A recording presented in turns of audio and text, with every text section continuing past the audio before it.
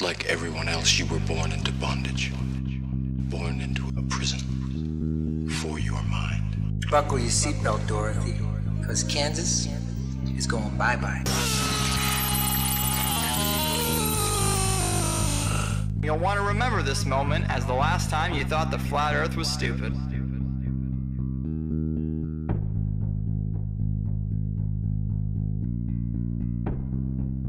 Hello everyone, this is ODD, and yes, I'm finally admitting that even though I don't like labels, I'm a flat earther. Got me, partner. Based on my research for the past 10 months, our world is very different from the model that we are being taught by the authority on the matter.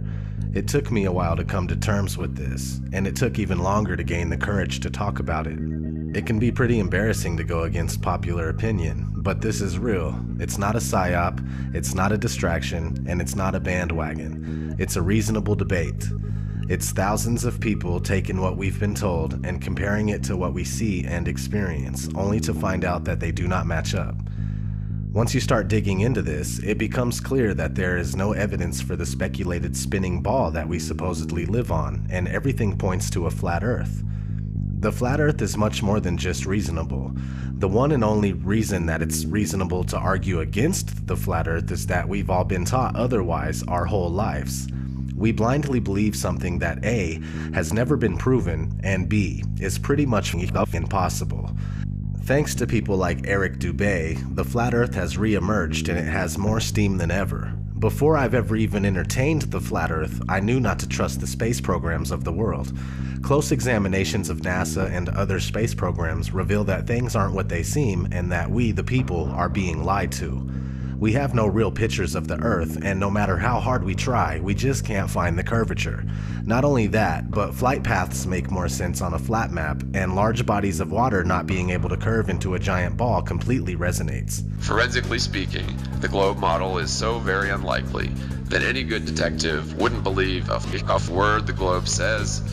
The globe's story is so full of circumstantial, impossible coincidences, which only prove that the globe is a flyer. We'll be going over that in this video, as well as other reasons why the world isn't what we're led to believe. I appreciate you tuning in. Let's get started.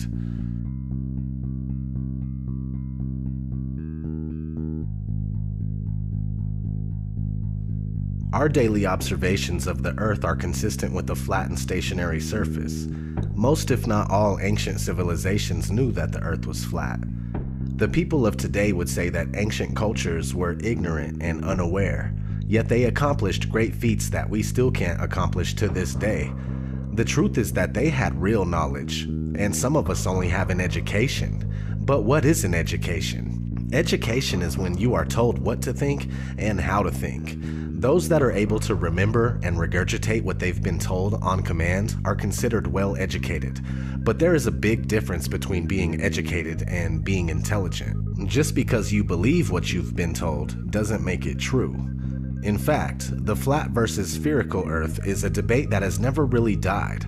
It's been raging for centuries. It was a huge argument as recently as the early and mid-1900s, but with programs like NASA, founded in 1958, the latter half of the 20th century was a win for the spherical Earth. It wasn't a question for the average person anymore. Though at the time the shape of the Earth was still up to be proven, NASA claims that they went to the moon and captured a shot of the spherical Earth as if they always knew it was indeed spherical. Those of you who think this technical difficulty was planned and think I'm scamming you, go do it for yourself. Because you're going to find the exact same thing. I got nothing to hide here. This is live on the air, okay? I'm going to zoom in on the Earth in Photoshop. Can you see the Earth? To image, adjust, levels, and I'm going to bring the levels over here. And I'm going to bring the levels up. Uh-oh. What is that? Why is there a square box around the Earth allegedly taken from the scientists on the moon in Apollo 17? And people wonder why I don't trust NASA. That's why I don't trust NASA. I mean, they're always out there saying, you know, Rob, everybody's trying to show you stuff from space and you keep rejecting it. This is why I reject it. These guys are liars. you know? What are some of the basic observations someone can make to ascertain that the Earth is neither a globe or spinning? We've been taught that we're on a ball spinning around the sun, and so to hear that you might be on a flat plane, motionless at the center of the universe with all the celestial bodies spinning around you, just as it appears, actually comes as a surprise. But it shouldn't, because our eyes, experience, and common sense all tell us that the horizon is perfectly flat, and we feel motionless. We don't hear ourselves whizzing by at thousands of miles per hour. No matter how high amateur rockets or balloons have gone up, the horizon rises to the eye of the observer all the way up, and that's only consistent with a flat plane. Their theory just gets more and more wild as time has gone on. And so, yeah, it began with the spinning Earth going 1,000 miles per hour, which is then circling around the sun at 67,000 miles per hour, which then they decided the sun wasn't a heliocentric model, but more of an acentric model, where they don't know where the center is, and we're just exploding out of a big bang. So the sun, we're spinning around the sun, and then the sun and us are spinning around the Milky Way galaxy, they say, at 500,000 miles per hour. And then the entire Milky Way galaxy, they say, is shooting off from the Big Bang at 670 million miles per hour, almost the speed of light. So there's at least 4 rip-raging, contradictory motions supposedly going at all times, yet you don't experience any of it, nor can you measure any of it using the stars. The flat motionless Earth is not only is it the greatest conspiracy of all, it's also the easiest to prove. I mean, it just is flat and motionless, just as it appears. Look into it more and more, make it a thing to try and debunk it, if you will. You know, even if you want to do it that way. Negative reinforcement works too. Try as you will, you're only going to find proofs for the flat motionless Earth. You're not going to confirm that you're on a spinning ball.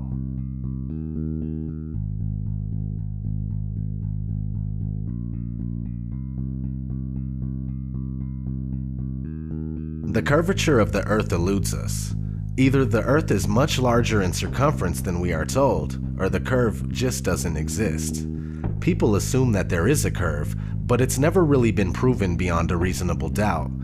Cameras with fisheye lenses, Hollywood movies, and NASA CGI are the closest we get to seeing curvature.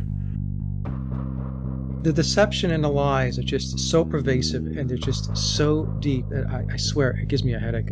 The surface of water is always level. This is just natural physics. We know this, that water, if unobstructed and uncontained, will flow outwards, finding it the easiest course to maintain its own level, right? So, but the ball Earth model claims that the oceans are huge 100-mile walls of curved water curving around the ball. That's ridiculous. They say that gravity makes this possible, but you don't see that. You go to the beach and you see completely flat horizon. You see water just ever so gently coming up on the shore. So there's the pretty blue marble that NASA claims we are living on, with circumference of 24,901 and 3959 radius.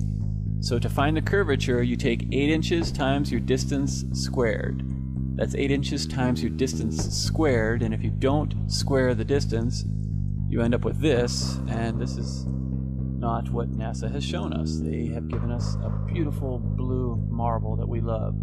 So you get 8 inches for 1 mile, 32 inches in 2 miles, 16.6 feet with 5 miles, so on and so forth. So what I did is I shot this pier, which is in Daytona Beach, Florida, and as you can see, between the water and the walkway of the pier is about 12 to 16 feet based on the height of the people and the railing.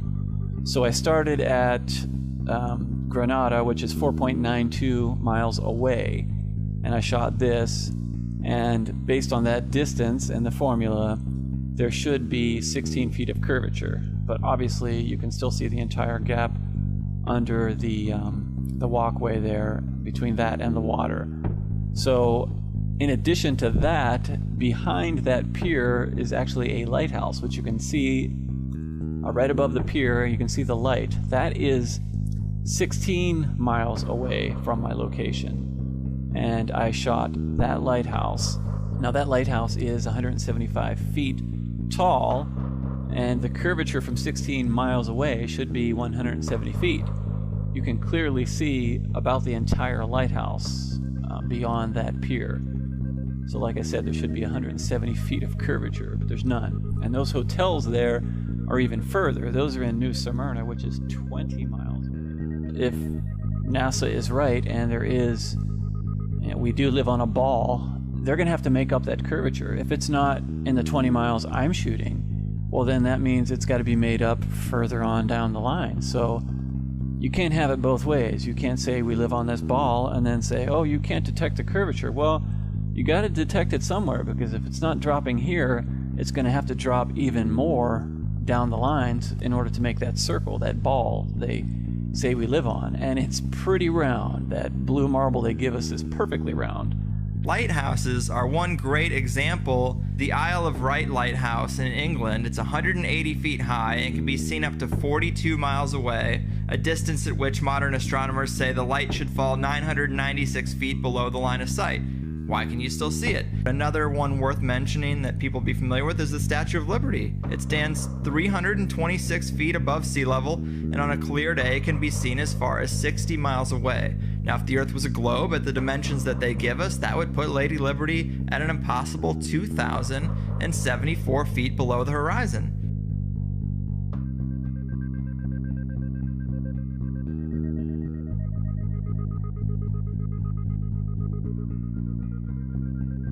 No, not one picture of the Earth. Imagine that.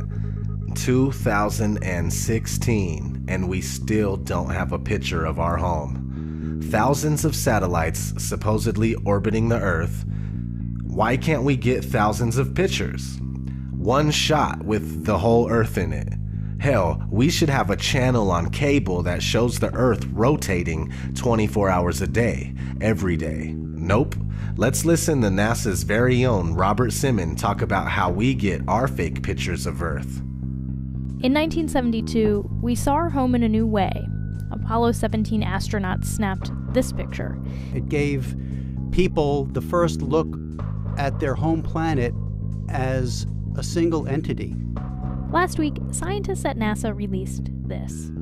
The shot is compiled from data from NASA's VEERS instrument, which orbits the Earth about every 100 minutes, taking measurements of light coming off the planet. That can be translated into ribbons of imagery like this, and then into one of these. And this is just the latest in NASA's Earth from Space album, which may be one of the most mind-expanding collections of images in human history. Then in 2002, Blue Marble 2.0, NASA's Rob Simon made this. Simon's job is... It's primarily taking data and making pictures out of it. That's what this is, a composite of data sets from several different instruments translated into a picture. So we actually had to take clouds out. They stashed the clouds for later, went onto the ocean. That came from an instrument that measures phytoplankton in the sea. Where it was low, I colored it dark blue because they're low mostly in mid-oceans. And then where it's a little bit higher, it was like a little bit brighter green. Then add the clouds back in. There's a small problem with it because there's a very slight gap in between each orbit. So some of those are painted on. It is photoshopped, but it's has to be. Then there was another layer to sort of simulate the atmosphere. And then there's this little bright spot. It's called the specular highlight. So it's the reflection of sunlight off of water. Those are the pieces, but you can't just slap them all together. It just didn't look realistic. It looks kind of flat, or the clouds are sort of too see-through. So I just hit Command Z a lot. There's artistry to creating the world. What I imagine it to be. Unfortunately, I'm not an astronaut. I've never been to space. But I've looked at these images over and over again, trying to sort of get the essence of it. It is photoshopped, but it's has to be. It is photoshopped, but it's has to be. It is photoshopped, but it's has to be. It is photoshopped, but it's has to be. Excuse me, I'm allergic to bullshit. Not having one authentic picture of the Earth alone is a huge red flag. Christoph, let me ask you, Why do you think that Truman has never come close to discovering the true nature of his world until now? We accept the reality of the world with which we're presented. It's as simple as that.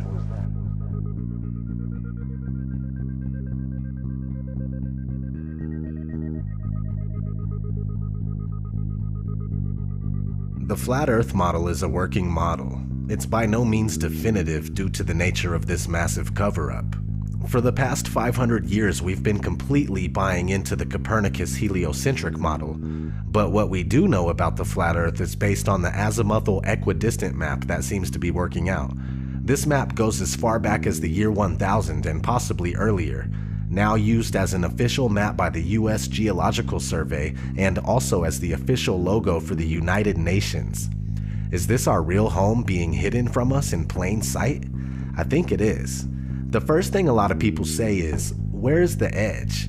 Well, look at this map where Antarctica is a 360-degree ice barrier that holds the water in. These ice walls are real and they stand 150 feet above the surface of the water. Then you need to understand that there is no independent access to Antarctica. Average people can only go there on a guided tour. It has no towns, no cities, and no permanent residences. What's past the 150-foot ice wall is anyone's guess. How far the ice extends, how it terminates, and what exists beyond it. The Antarctic Treaty, signed in 1959 by 12 nations and more later on, states that Antarctica is for peaceful purposes only. No military activities, just scientific research and government exploration. Expeditions by any party must be discussed in advance. It's the longest and most successful treaty between nations. The treaty also states that there are ships, stations, and equipment to ensure compliance of the treaty. Sounds like military activity to me. Anyway, so this azimuthal equidistant map appears to be correct for the most part. Over the centuries, there's been other maps that look pretty close to it as well. Let's look at an interesting story that was recently in the news that supports this flat map. A woman gave birth on a flight from Bali to Los Angeles, so the flight made an emergency landing in Alaska. Here's what it would look like on a globe.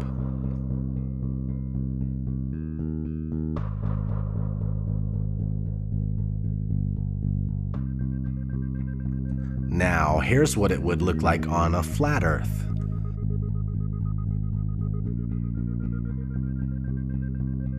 Which one makes more sense? Exactly. A big issue I was having with the flat Earth for the longest time was the sunrise and sunsets. I realized that it was a perspective issue. First, you must understand that the sun is not 93 million miles away. If it was, we would never see anything like this here. This is concentrated because it's closer. It's much more probable that the sun is only a few thousand miles away and that it's the same size as the moon. Once you comprehend this, all of the sudden, solar eclipses make sense. Holy fucking shit! Something that makes sense! Okay, so the sun is close, which gives it the ability to spotlight the area that it's over, and when it leaves your view, due to perspective, it takes the light with it. There is a generous amount of light where the sun is at, but since it's so close, it doesn't spread its light like it would if it were bigger and further. The sun circumnavigates the Earth like a huge clockwork.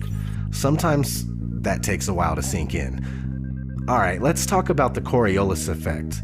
The Coriolis effect states that when a moving object leaves the ground, the Earth continues to rotate, meaning that when shooting a gun at a certain distance, the bullet would be a little off due to the Earth's rotation. If that's the case, then airplanes would have to account for the Coriolis effect, but they don't. This is only a few things that work better on a flat, motionless Earth. Do you need 100 excuses as to why you're not feeling any motion or seeing any curvature? Are those excuses easier to believe? Or is it easier to use Occam's razor and go with what our senses are telling us? The Earth is flat and not spinning. Now, real quick, let's kind of just explain the Coriolis effect in layman's terms. The Coriolis effect is the effect that when the bullet leaves the barrel of the gun, it is actually leaving the surface of the Earth. So as the bullet leaves the barrel of the gun, the Earth is still rotating. and the bullet is not rotating with the Earth. So the Earth will actually rotate out from underneath of the bullet while it is in flight.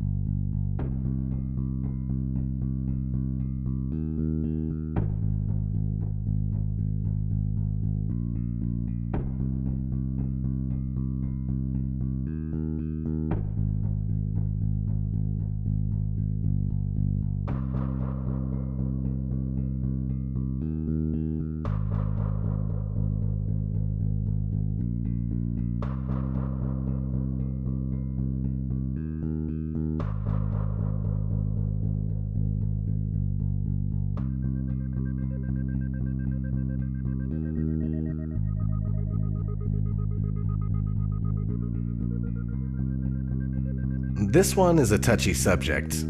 This whole fucking video is a touchy subject. So anyway, this one's hard to get across to people big time. But outer space is up for debate. Space programs are compartmentalized, and most astronauts are Freemasons that have to swear an oath of secrecy when dealing with the so-called missions. The thing is that there is so much footage of NASA and other space agencies making mistakes. Sometimes we could see bubbles in the spacewalks.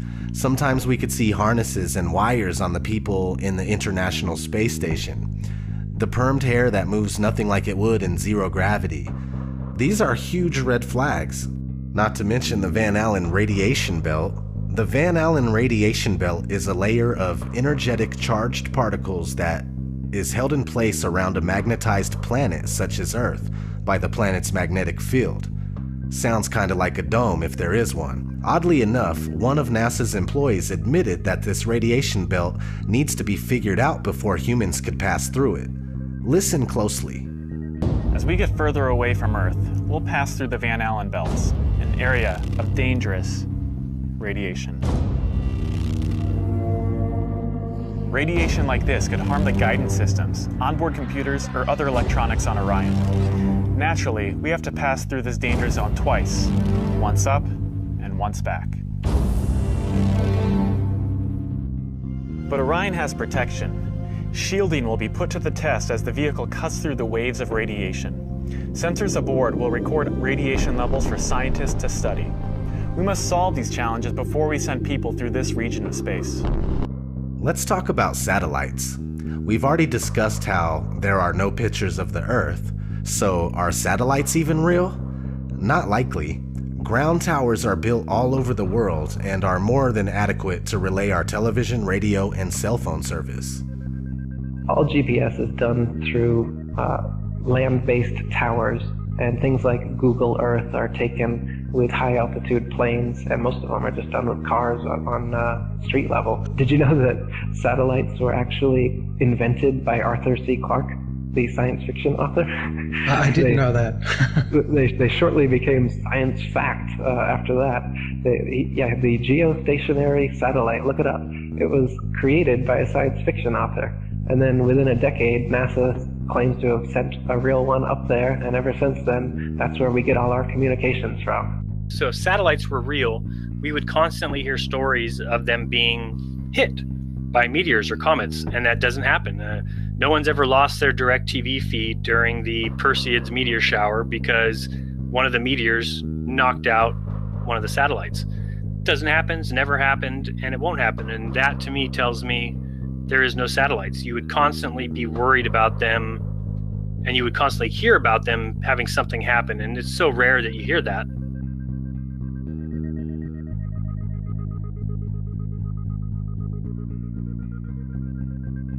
So you may or may not have heard the term cognitive dissonance. Cognitive dissonance is when new information challenges your beliefs and you just can't let go. It's just like that scene in The Matrix. I don't believe it. It's not possible. Stop. Let me out! Let me out! I want out! We have a rule. We never free a mind once it's reached a certain age. It's not easy going through this kind of deception and then realizing that your whole life was spent thinking and believing one thing when it's the opposite. Nobody wants to feel like they've been fooled, like they've been had. I'm a human just like you, and I never would have thought in my wildest dreams that I'd be on this kind of journey. This journey of realization and reckoning. This journey of putting everything I know to the side so I can absorb information that seems ridiculous, yet so sensible. It's time to say fuck it. It's not your fault that you were wrong. It's not your fault that you fell for a trick that the whole world also fell for. I'm right here with you. It's time to take down your mental barrier and recognize that we have a lot of work to do in order to find out what this place really is and why we're here. It's not to be slaves of the dollar. It's not to be slaves of the clock. Our reality is being manipulated and hidden from us. Please wake up and try to awaken those around you.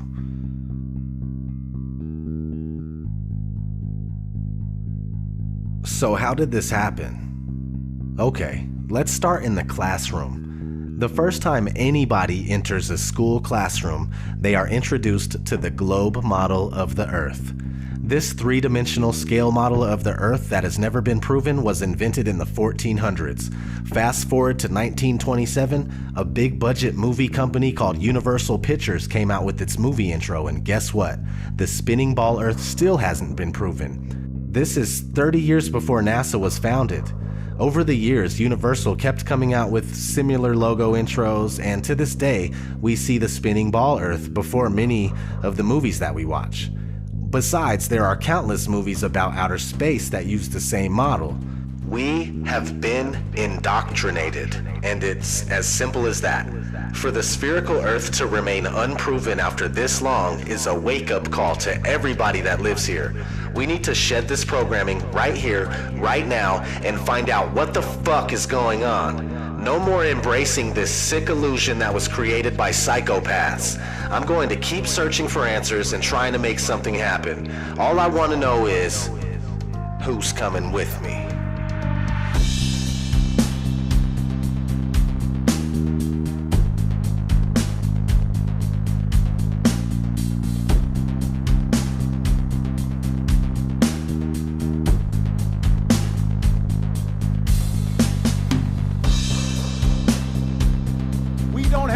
For a meeting of the Flat Earth Society.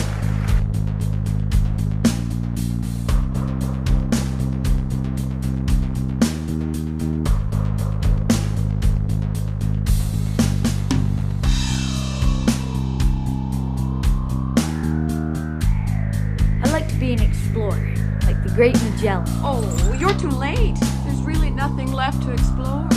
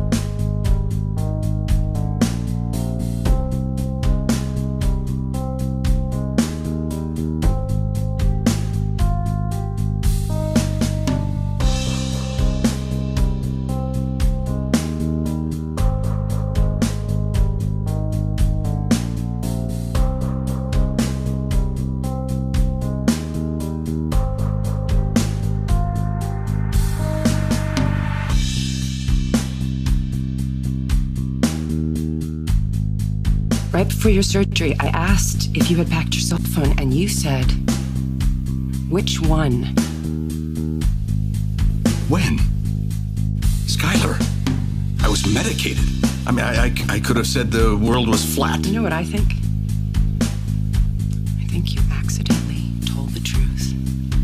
The world was flat. You know what I think? You accidentally told the truth. The world was flat. You know what I think? You accidentally told the truth.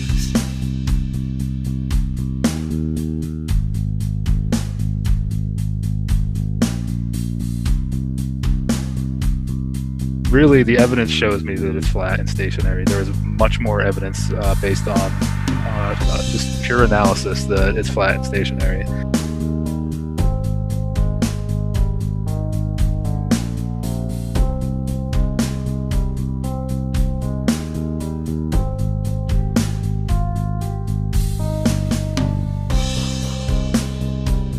So it's not actually a sphere, it's oblate, and officially it's an oblate spheroid. That's what we call it. But not only that, it's slightly wider below the equator than above the equator. A little chubbier. A little chubbier. Yeah. Chubby's a good way. It's like pear-shaped. Yeah.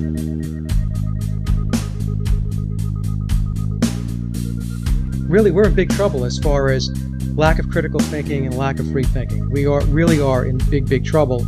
We need to step it up as far as the awakening goes. You really need to put your thinking cap on, and you really need to start to look at these things and look at them with a critical eye and with a critical mind.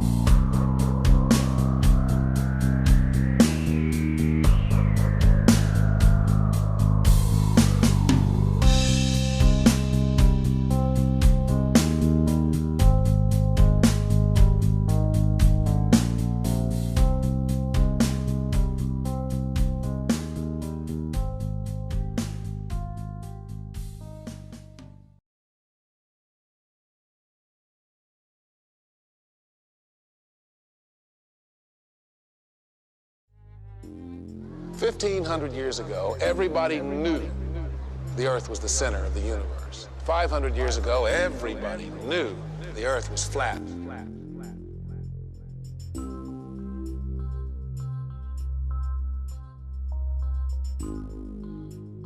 Hey there, Flat Earth researchers and debaters. This is ODD, and this is a follow-up to my video entitled True World, which is a 30-minute rundown of the Flat Earth phenomenon.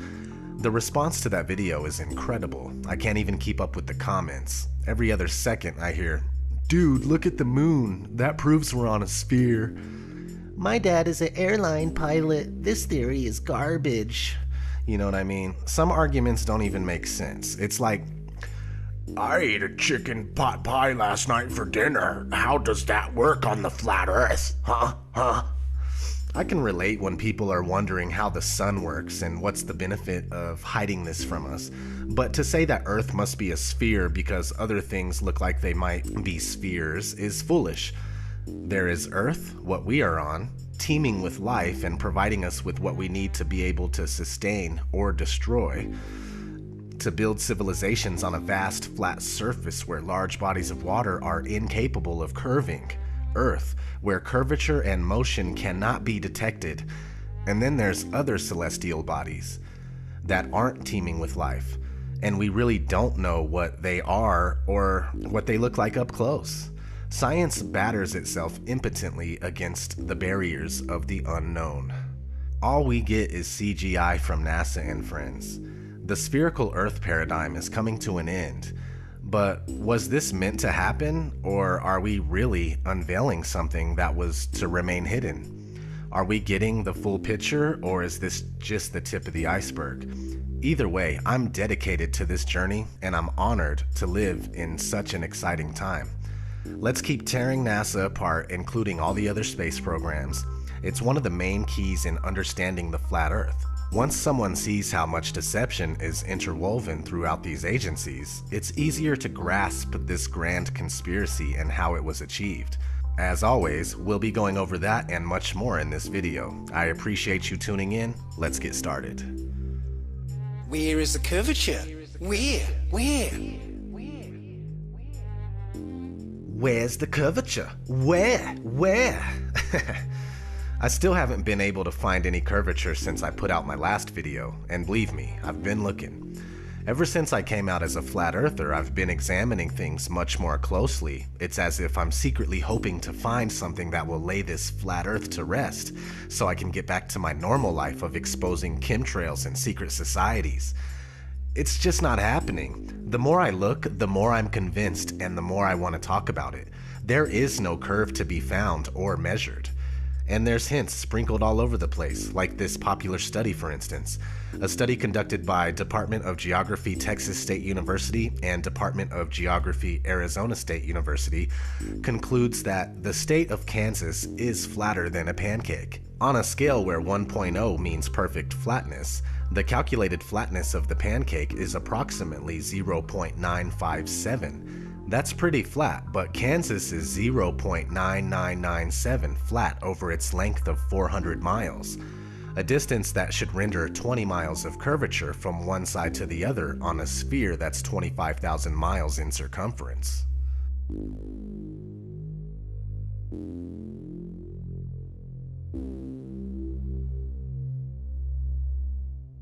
And I've seen plenty of stuff at between 100,000 and 130,000 feet that's flat as a pancake. No matter where you are above the surface of the Earth, the horizon always rises to your eye level. Doesn't matter if you're standing on a beach, or up a hill, or in a plane at 35,000 feet, the horizon is always at eye level. We know intuitively if we stand on a beach with a panoramic view that the sea is flat. It's flat at sea level, it's flat from the top of Mount Everest, it's flat from over 20 miles high. In my efforts to try to prove the globe, it's falling apart with horizon tests and seeing things that we shouldn't be able to see. If the ball is real, the math shows that, you know, with the curvature, there are things we should not be able to see, and yet people are seeing it. So that has me really questioning the globe, and I don't question the math, because that math came from globalists. It came from people who believe the globe. So it's not math conjured up by flat earthers. I used to be a lifeguard on Ventura Beach, and on a good day, on a clear day, we could look out and see the Anacapa Arch. Well, the Anacapa Arch is almost 20 miles away, and it's only 40 feet high.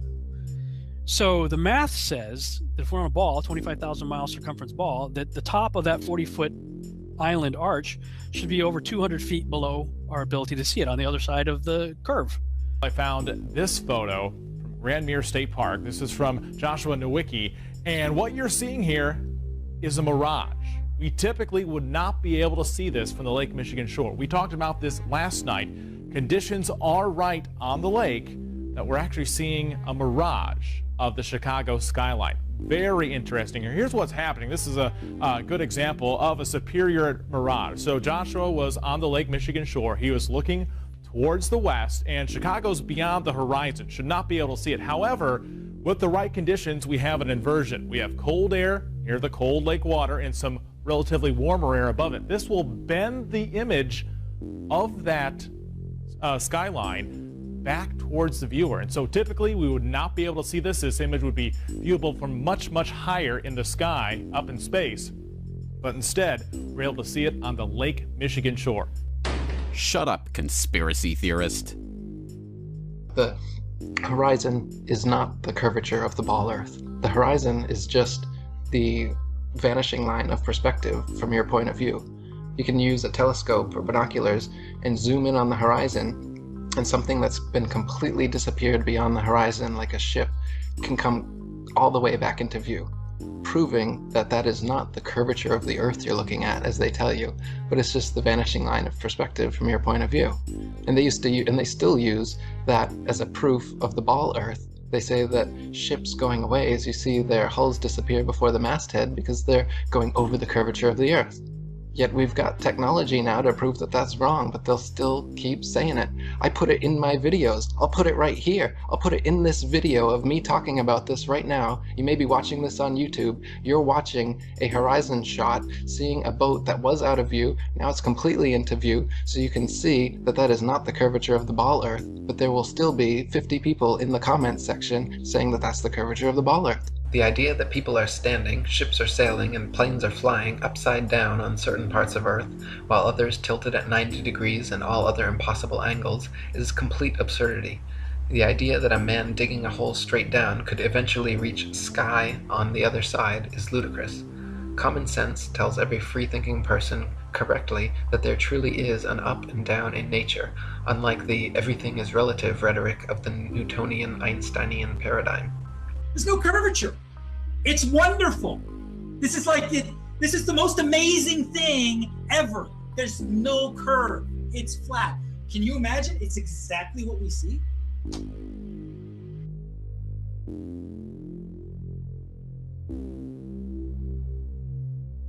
I cannot express this enough, but NASA is just not giving us the truth about what they know. This is crucial to understand. Forget about the flat Earth for a minute if you have to. Focus on NASA and research them for a few days or for a few weeks. If you can't tell that you're being deceived, then I'm afraid that there is no use for you in this cause anyway. Check out this NASA document describing a flat, motionless Earth. So I came across this paper. It's an official NASA document published in August 1988 called The Derivation and Definition of a Linear Aircraft Model. And it's jam-packed full of mathematic equations, formulas, and all sorts of other stuff that describe a linear aircraft model. What I found interesting was on page 35 it says this: concluding remarks. This report derives and defines a set of linearized system matrices for a rigid aircraft of constant mass flying in a stationary atmosphere over a flat, non-rotating Earth. I'll put a link to this in the description. The other thing I'd like to mention at this point is how easily we can be fooled by two-dimensional imagery. We've been trained and conditioned to suspend disbelief when we see certain two-dimensional imagery, such as photographs. A photograph is not reality. It's a photograph. And photographs can be altered and manipulated. Video is not reality. And here's some examples of that. Point is, you can't automatically trust any two-dimensional imagery or media that's presented to you by the establishment. When you try and search for a picture of Earth from space, you'll find surprisingly few of them. In fact, all of them, including this one, this is from NASA, it's called the Big Blue Marble. All of them are composites. NASA will freely admit to them being composite images or CGI or Photoshop. It is Photoshopped, but it's has to be.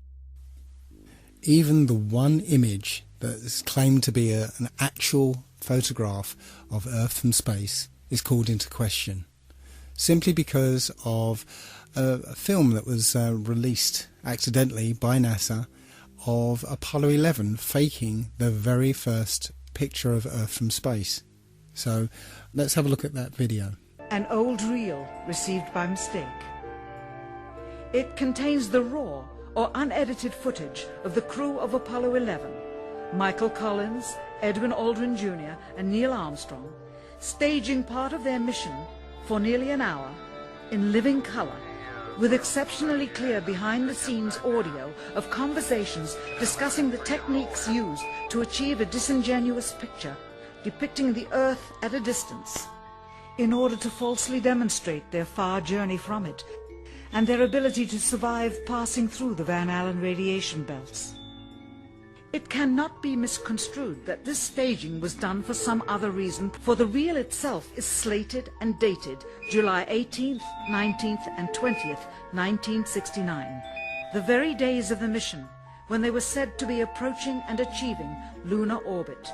Understand, too, that only about 20 seconds of this raw footage was ever broadcast to the public, and these conversations discussing their deception were believed to be private. Until now. Here they discuss that these television transmissions were in fact not broadcast live as everyone believed. They were first screened and edited for playback later.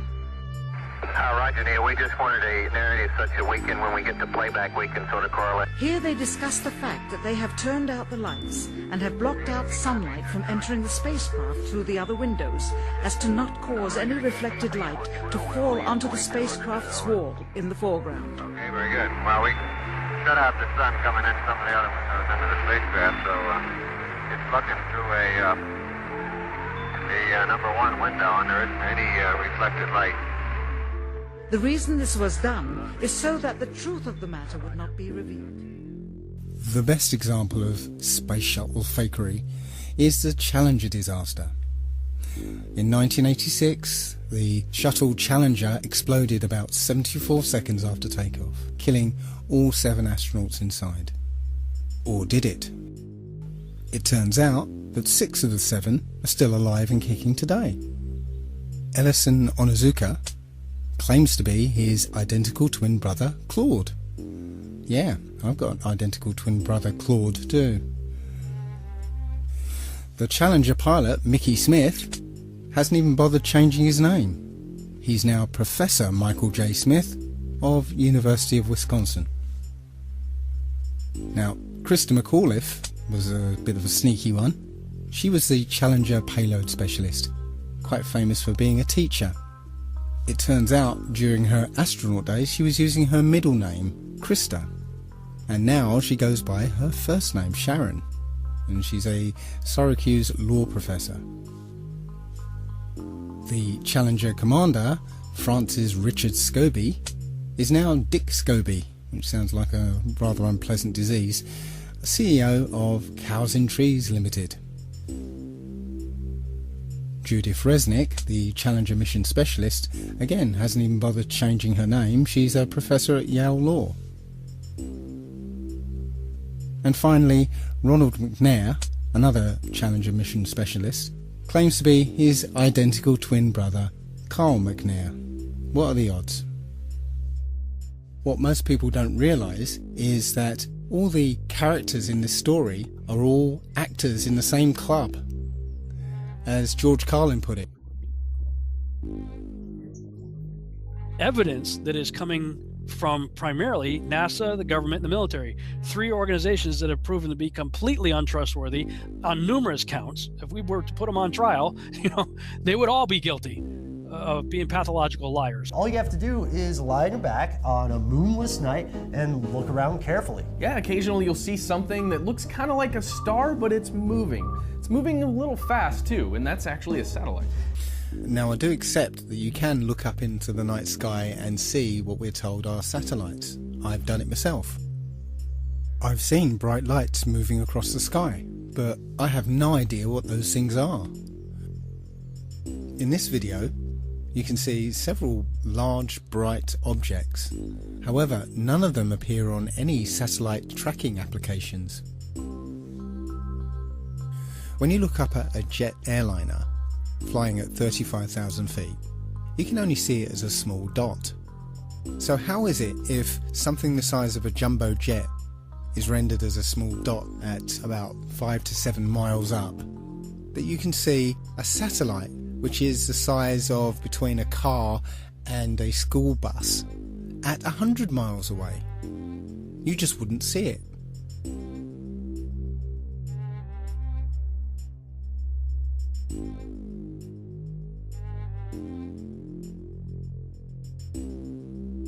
There may be things that are way beyond the human mind's ability to comprehend. I won't even go into stars here. Stars are still 100% a mystery. All we know is that they say that they are trillions of miles away. That's for you to believe or to not believe. But planets, okay, we can see them independently. They look like luminous objects in the distance. But without NASA CGI photos where shading is added, they can't be confirmed as spheres. Through my telescope, they don't appear to have life or livable terra firma. We simply don't know what they are, but they appear to just circle around us and have something to do with the mechanics of this reality. Just because something looks like a circle doesn't make something else a ball or an oblate spheroid.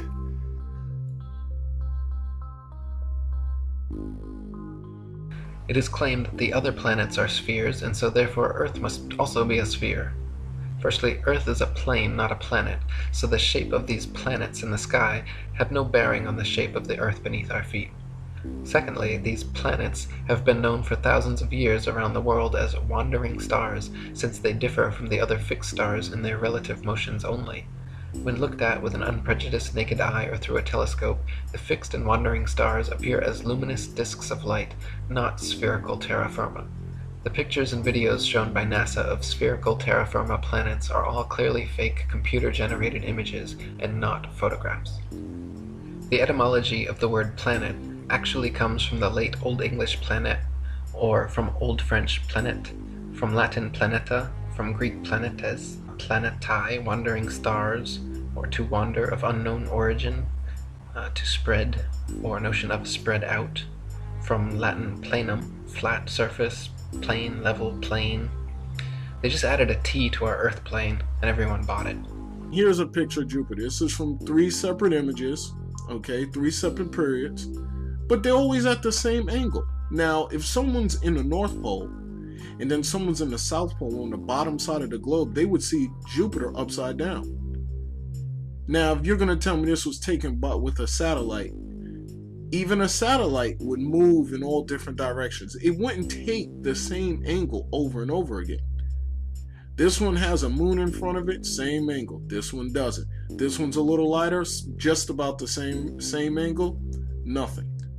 So again, I mean, you want to talk about major bullshit. This is it right here. Okay? Yeah, you might be able to see something through your telescope, but you're not seeing this. Okay? In high detail like this. You're not. Not with any amateur telescope, period. Here we go. This is one. This is Europa, one of Jupiter's moons. Again, same angle. Only difference is they colored this one. It's the same damn photo. All they did was darken this one, and then they put a little bit of a shading right around this edge where the pointer is on it. But it's the same damn thing. So they didn't change anything. They're not even trying that hard. They're just putting out photos. Here goes Saturn. Now this is supposedly an actual photo from a satellite. This is off NASA's website. Sure, it looks pretty, but it's not real. And they're telling you it's real, and you believe it because your ego won't allow you to say, look, it's all fake. Your ego won't allow you to know the truth. Every picture we have from NASA of a planet is a artist rendering. They're not real pictures. If you take a strong telescope and look at a planet, it looks nothing like this. It looks like a self-illuminating light. It looks more like a star. They used to call planets wandering stars. Next, Saturn, I've looked at myself through high-power telescopes, and it really looks like a light bulb. It doesn't look like it's reflecting light. The rings are lit up. There's none of these colors on there. And these are just artist renderings. And if you believe that they're real, you're just sadly mistaken. Next, we recently had Pluto, pictures of Pluto. The one kind of center bottom is the most recent one. And that was taken by a probe that was whizzing by Pluto. Pluto's spinning. There's barely any light out there. And it gets this perfect, brightly lit, crisp, clear image of Pluto and transmits it all the way back to Earth, you know, where we can barely get cell phone signals, you know, when you go out of town. Go to the next one. And if you look at it, again, Disney style, they show us this ridiculous picture, and Pluto is actually on Pluto. They're literally laughing at us. In 240 BC, a Jesuit named Eratosthenes, he calculated the Earth's circumference. He did that by planting a stick in the ground at midday so that the sunlight, being directly overhead, would cast no shadow. Simultaneously, about 400 miles away, somebody else planted the stick in the same way and found that the sunlight cast a shadow. So by taking the shadow length and knowing the distance between the sticks, you could theoretically work out the circumference of the Earth. This method requires that the sun be a long, long way away so that the light coming from the sun is all parallel. However, it turns out that you'd get exactly the same results on a flat Earth if the sun were only 3,100 miles away and 34 miles across. Amateur balloon footage taken above the clouds has provided stunning visual proof that the sun cannot be millions of miles away. In several shots, you can see a clear hotspot reflecting on the clouds directly below the sun's spotlight-like influence. If the sun were actually millions of miles away, such a small localized hotspot could not occur. Another proof the sun is not millions of miles away is found by tracing the angle of sun rays back to their source above the clouds. There are thousands of pictures showing how sunlight comes down through cloud cover at a variance of converging angles. The area of convergence is, of course, the sun, and is not millions of miles away, but rather relatively close to Earth, just above the clouds. We'll talk about the vanishing point a little bit. These lines are parallel the way we see. They don't look parallel here, but if you flick to the next one, these are the corners of the hallway, and they rush to the point of convergence or the vanishing point. And that's how our eyes see. Everything rushes in from the sides, the top and the bottom, to our point of focus. And that's the vanishing point. The sky has no bumps on it. The sky is smooth, but the earth has bumps on it. It has mountains, it has trees, it has cars, people, waves. Anything that comes across the flat plane that even rises up a little bit will create a false horizon in front of that vanishing point. So if you look at the light on the ceiling and imagine that's the sun, the sun's not getting any closer to the floor, but it is going down. And if you had some bumps in the hallway or some people standing down the hallway, the sun would disappear. That light would disappear behind their heads from the bottom up, just like we observe on this plane.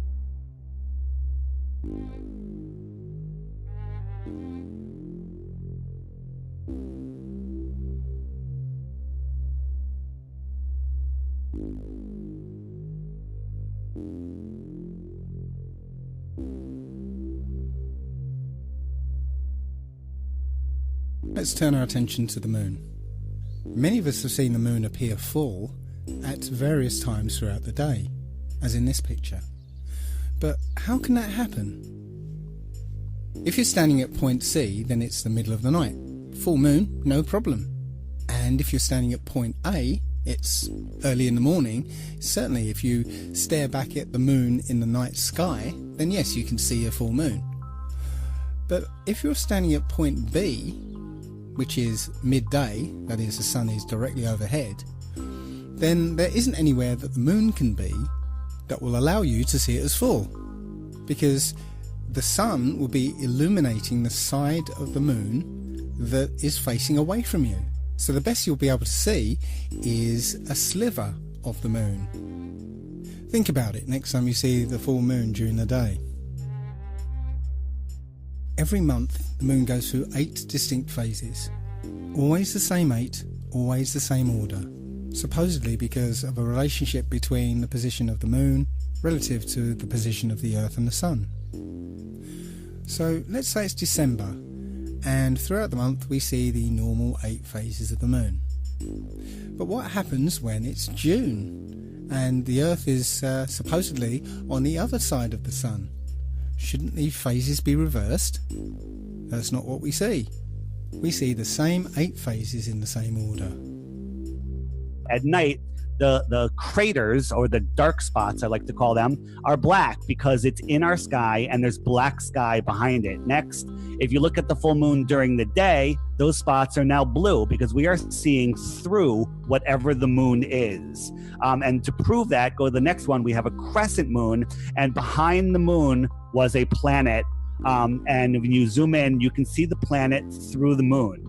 And this shot was proven that there was a planet in that position, and you could see it behind the moon. And there's many people that have photographed this. Now, people in the north, when they're looking at the moon, they are looking at the moon in this direction. And this, of course, this moon is oversized, so it's much bigger than what it really would be on this map. But the people in the south, they are looking to the north at the moon. So what they see is the opposite of what the north sees, and that's why for the south it's upside down from the north, and it's as simple as that.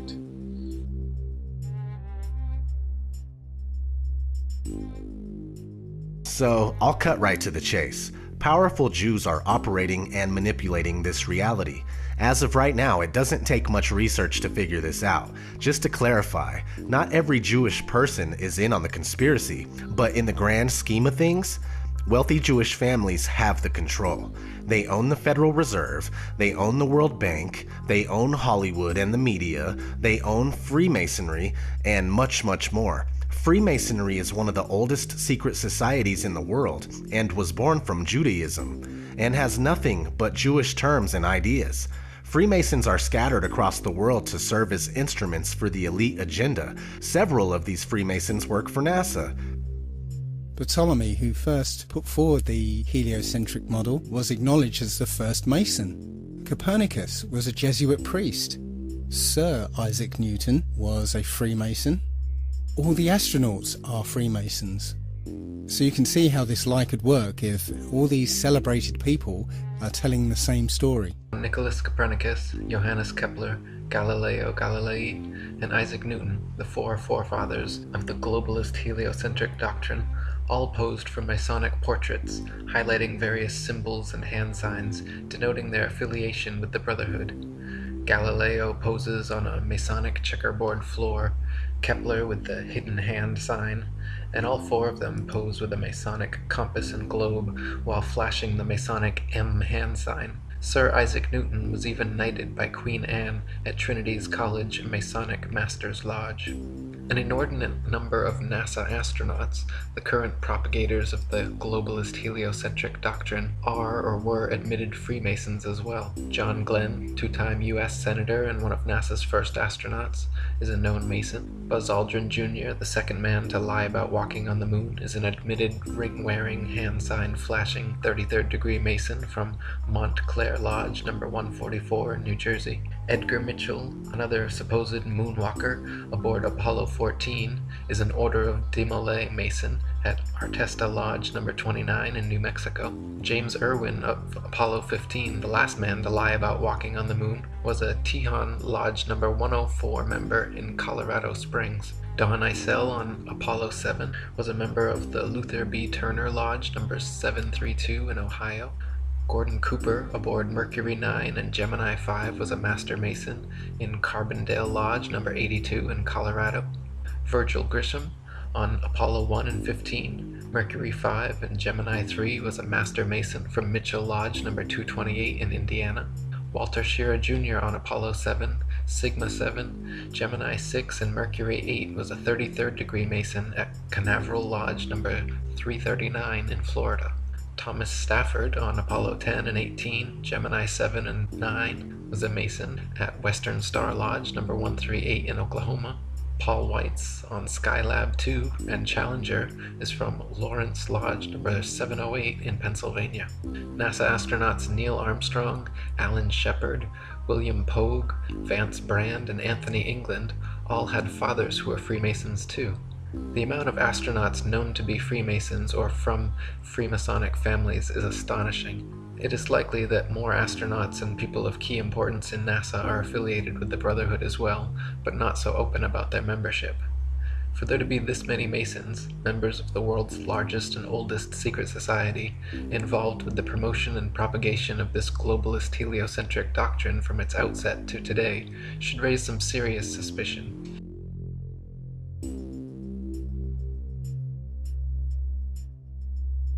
I'm still surprised how often I see the globe in corporate logos, almost every piece of media I look at, including commercials, magazines, and music videos, and album covers.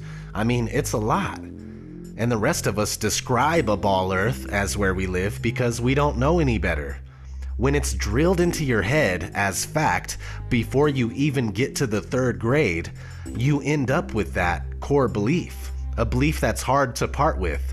We all have a little bit of ego and we don't want to be wrong, but this flat earth epiphany is rousing us from our sleep and we're now noticing the massive amounts of programming.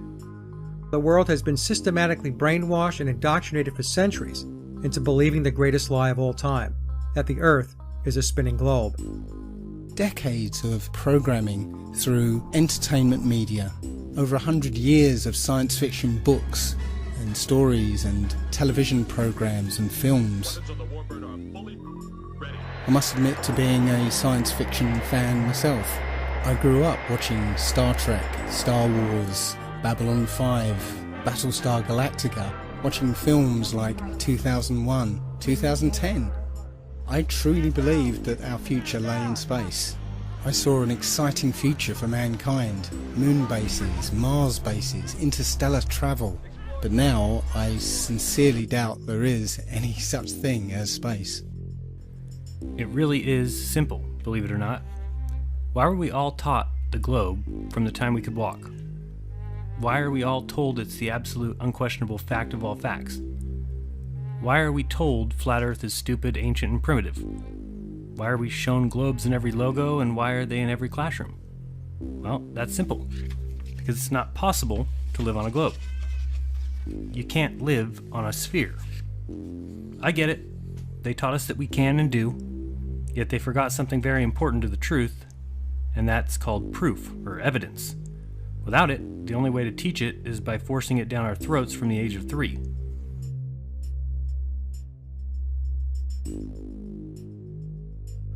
It's simple.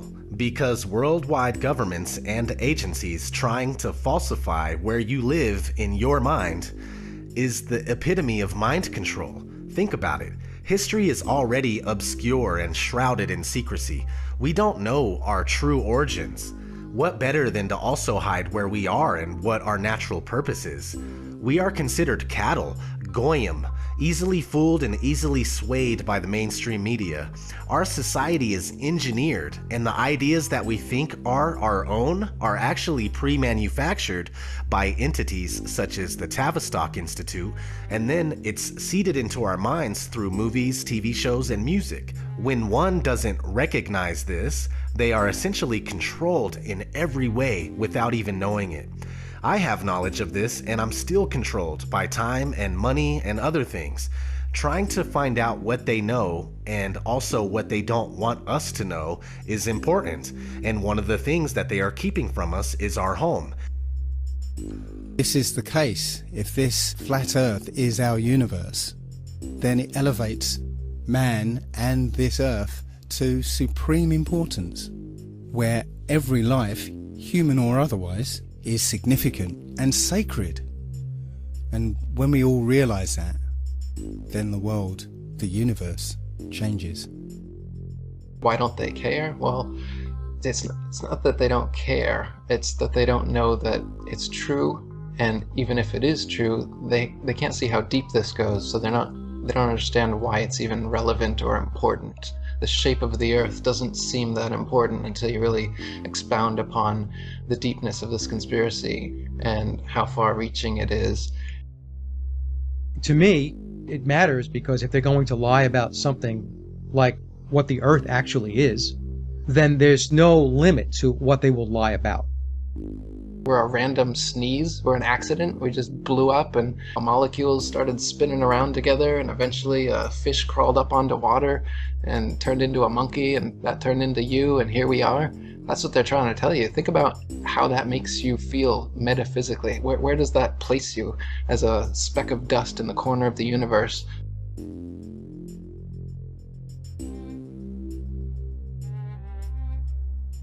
You can see the Earth is flat, you can feel the Earth is stationary, but according to the gospel of modern astronomy, you are wrong and a simpleton worthy of endless ridicule if you dare to trust your own eyes and experience.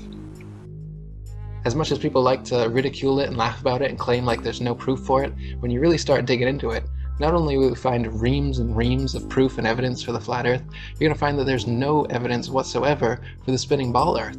The Earth is flat. The whole all the information about how the planet is a sphere is made up by NASA. It's a NASA conspiracy. They're just trying to find ways to get more funding, more money. But in reality, the Earth is flat, and the rim is completely closed off by this massive ice wall, kind of like in the Game of Thrones. Why do they believe this conspiracy?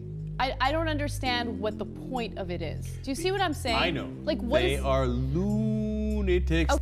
And I think what it is that there is a certain group of people who have a psychological condition where they're paranoid about everything. Mm-hmm. And so this feeds into it. They're like, yes, I knew it. It is known that the Earth is flat. Well, so what's behind you? Behind me, there is a wall of ice that goes up to space. But why would would there be a wall of ice if you're in Dothraki and you're in a Dothraki field? I am near the Dothraki Sea. Oh, is that right? Okay. It was a great pleasure, and thank you for saving us from falling off to Earth. The pleasure is mine. Okay. Once you start seeing past this illusion and you accept that things aren't adding up, you also start to notice how this subject is heavily and unnecessarily ridiculed. It's the single most taboo topic in this day and age, yet the evidence for the flat Earth and the lack thereof for the spherical Earth have a different story that desires to be heard, and some people are hearing it. We're waking up and we don't care if you can't handle it.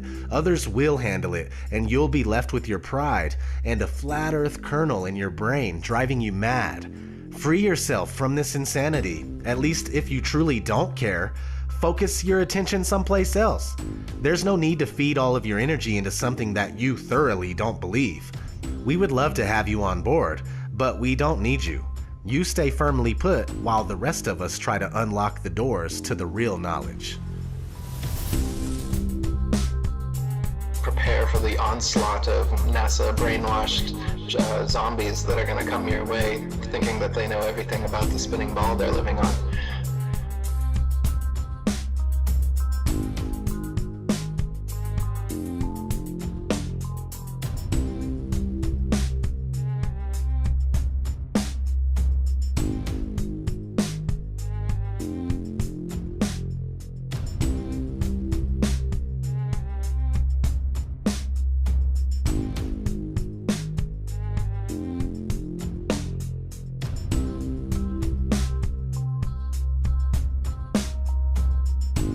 Let us never tolerate outrageous conspiracy theories.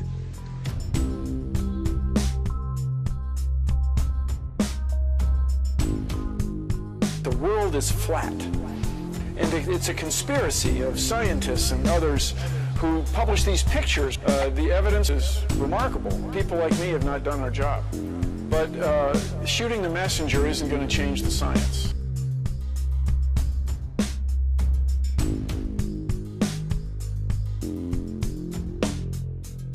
Don't give me the conspiracy bullshit. Come on, you're a more intelligent man than that.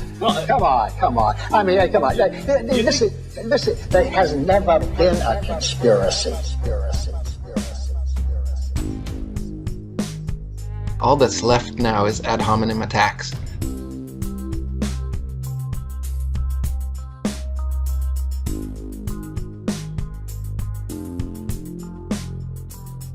And if someone says the Earth is round and someone says the Earth is flat, at some point you're going to make a judgment. The Earth is flat, people, is just flat.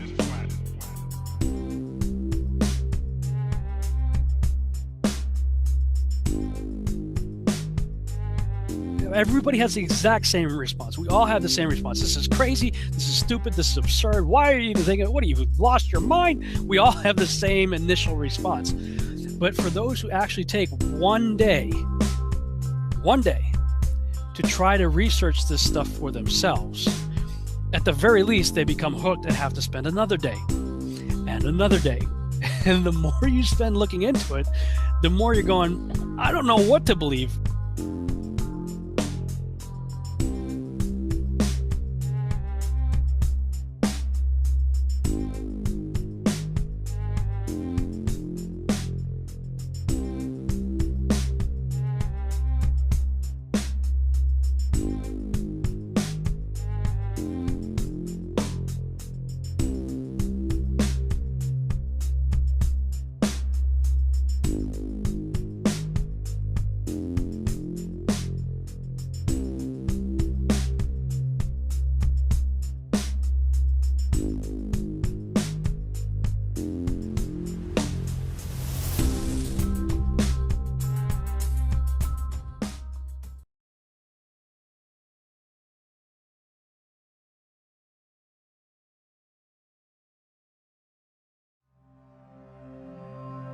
Siri, is the Earth a ball?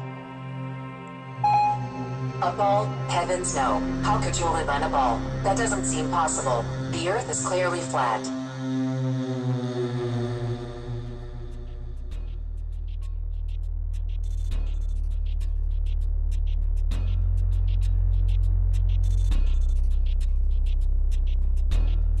So mainstream science tells us that the Earth formed 4.6 billion years ago, after a big bang that created the known universe. This wild theory is widely accepted as fact, and it's mechanically repeated by most people due to the fact that it's what public schools teach to the kids without challenge. There is absolutely no possible way to determine whether or not an event took place that long ago. It's actually very strange that anyone would believe this nonsense. Mainstream science also tells us that life on Earth evolved into monkeys, which eventually evolved into us. There's only one huge gaping problem with the theory of evolution. We are not only missing one link between monkeys and humans, but we are missing hundreds, if not thousands, of evolutionary links. Maybe more. They want us to believe that one day we fell out of a monkey's ass and we landed on a spinning ball that's advancing through outer space at ridiculous speeds. We are being deceived. Let's put it in perspective. They think they came from monkeys, okay? I don't care how many letters they have after their name.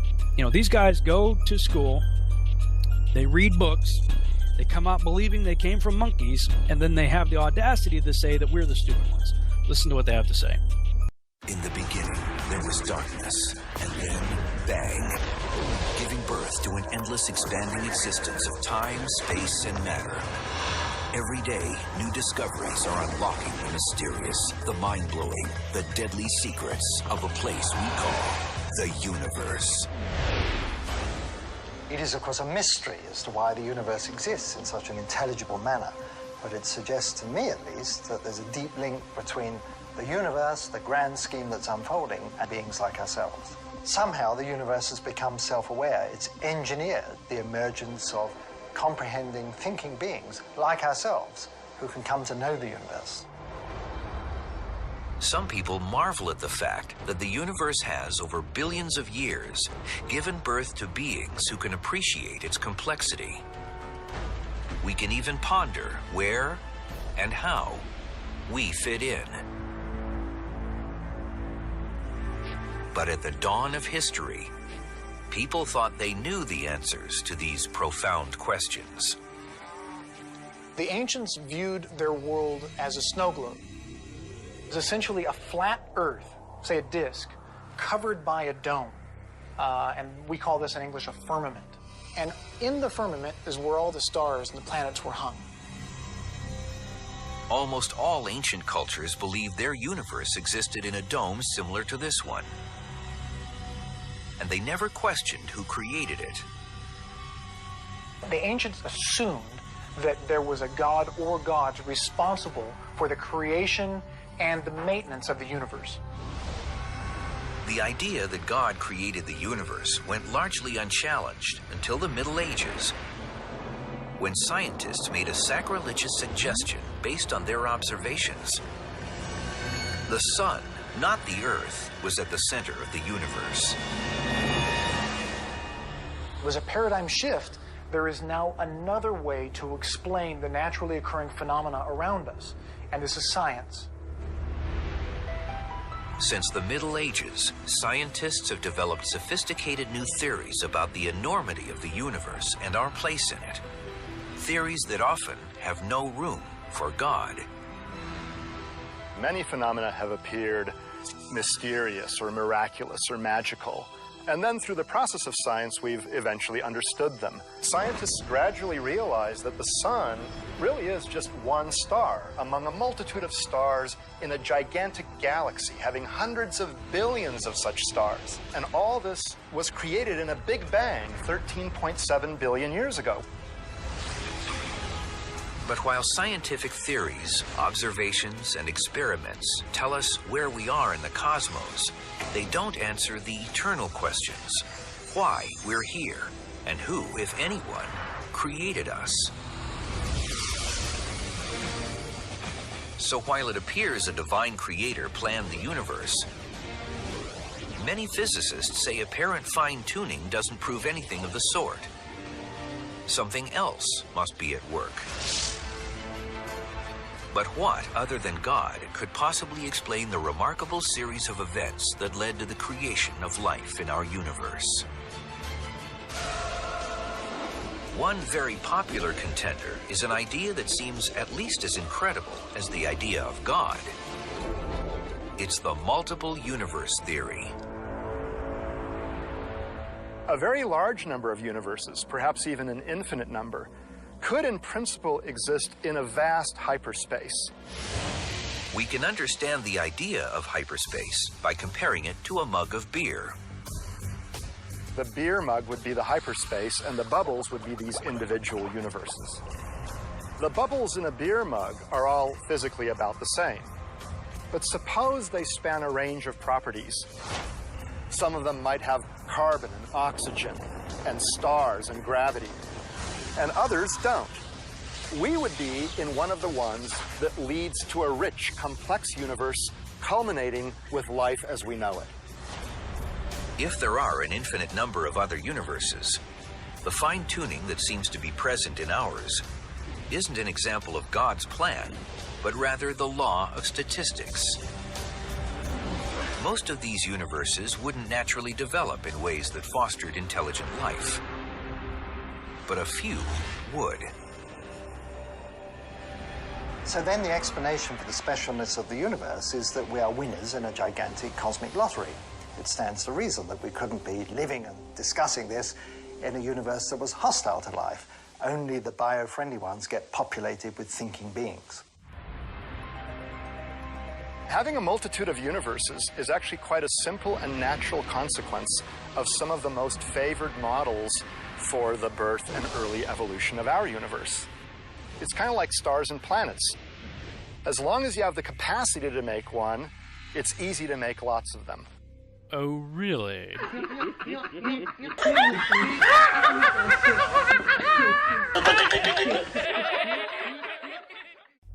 Evolution isn't the only thing we are being lied to about.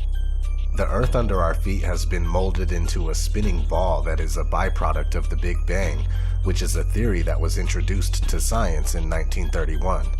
In order for the theory of evolution to be reasonable, the Big Bang that was somehow pinpointed to 13.7 billion years ago has to be true.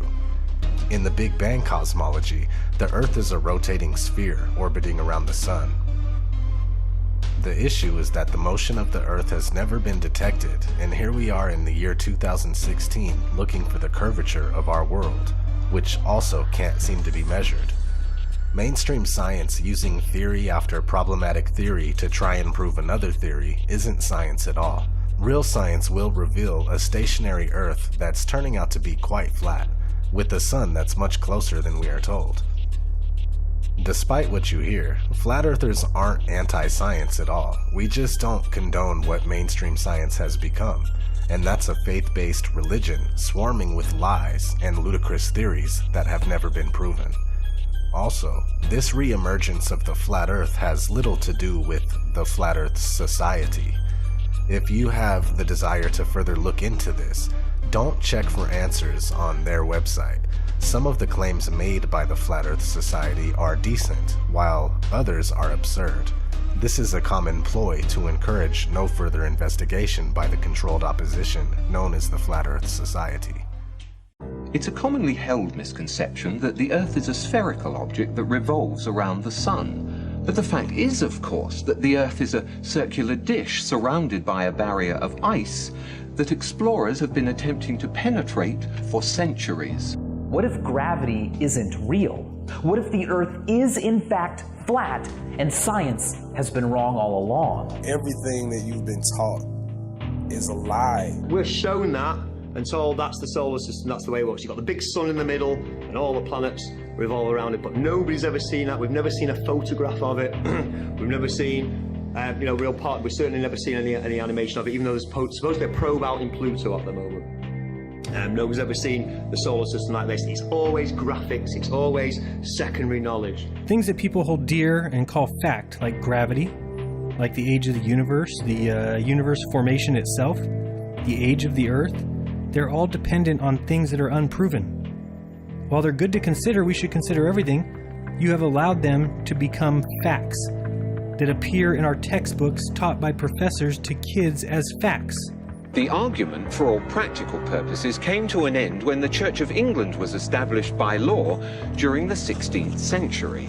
They embraced many radical scientific notions prevalent at the time, including Copernicus' round Earth theory. With this endorsement, the theory found its way into the schools, which were then largely controlled by the Church. It has remained there to this day, and many children have accepted it without question. All-seeing eye and the square compasses. Here we have Buzz Aldrin, the second man, supposedly that walked on the grey dust of Kubrick's film set, showing off. They don't try and hide it, he's a Mason. There's his Masonic ring, he's got his Shriner hat there. And these guys, yeah, they're supposedly praying to the command module. Looks like a pyramid to me. The connections between Ron L. Hubbard, or L. Ron Hubbard, who started the Scientology movement, Walt Disney, Werner von Braun, rocket scientist, Jack Parsons, also a rocket scientist, Jet Propulsion's laboratory, and Aleister Crowley, who's obviously an arch Satanist, influenced a lot of rock music and everything else. Started the OTO, the Ordo Tempora Orientis. These guys are all connected. They're all in the same brotherhood. The connections between, well, here you go. Jack Parsons, the JPL was how obviously NASA got into, got into the air in the first place, the Jet Propulsion's laboratory. Here's Jack Parsons at a Masonic ceremony. You can tell by the floor. Again, you can look into this for yourself. Yeah, it's easily searchable. It's easily researchable information. The connection between Walt Disney. Here we have aboard the ISS. Again, now we're getting into the handshakes. We've got Baphomet all doing it. Yeah, we've seen Bill Clinton do that and Bush and all these guys give you that. We know what that means. We know who they're in service to. This is all about occultism. It's all about sun worship, heliocentrism. It's not science. It's a religion. It's a faith. This is Helios. This is Helios, the sun god. And here he is on the badge of Apollo 13. This is all occult religion going all the way back through all Egypt and then back through to Babylon as well. Life is much simpler on a flat plane. There's no complex theories or complicated mathematics involved in it. The flat plane. There's sea level is level. Everywhere you go at sea level it's sea level. There's no bending the ocean around a spinning ball. It's level. It's water finds its level and it maintains. You can't bend it around a ball. This idea, these facts, they're facts, resonating with people all over the world is not an accident. It's not a coincidence. That is the hardest part for you guys to understand. The people that argue with me, that want to make me feel like a fucking idiot, that's not you talking.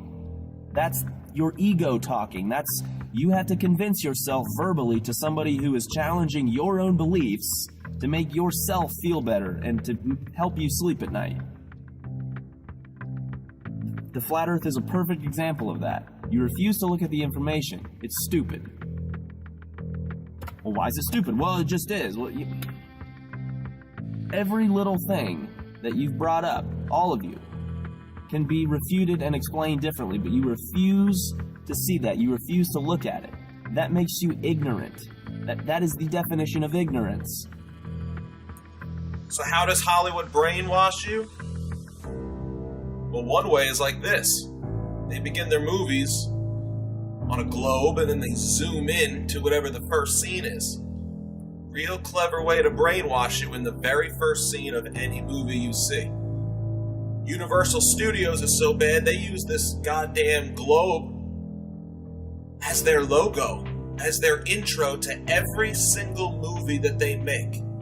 At the beginning of every single movie Universal makes, you're gonna see this spinning globe logo. So it doesn't even matter what the movie's about. You're gonna be brainwashed. No video real video of the real Earth spinning in space, which we'd all like to see, actually exists. This is what he's shown. This is last year from the Discover satellite, the Epic camera. This is actually the dark side of the moon. Going past the Earth. There's the Earth spinning. And there's the dark side of the moon. The only problem with that is the moon's supposed to be orbiting the Earth, not just flying straight past it. Your eyes aren't fooled, yeah? You've got your own senses, trust your senses, this is clearly CGI, but you go to NASA's website and they will claim this was taken from 1 million miles away from Earth by the Discover satellite. You'll notice also that the clouds don't really move.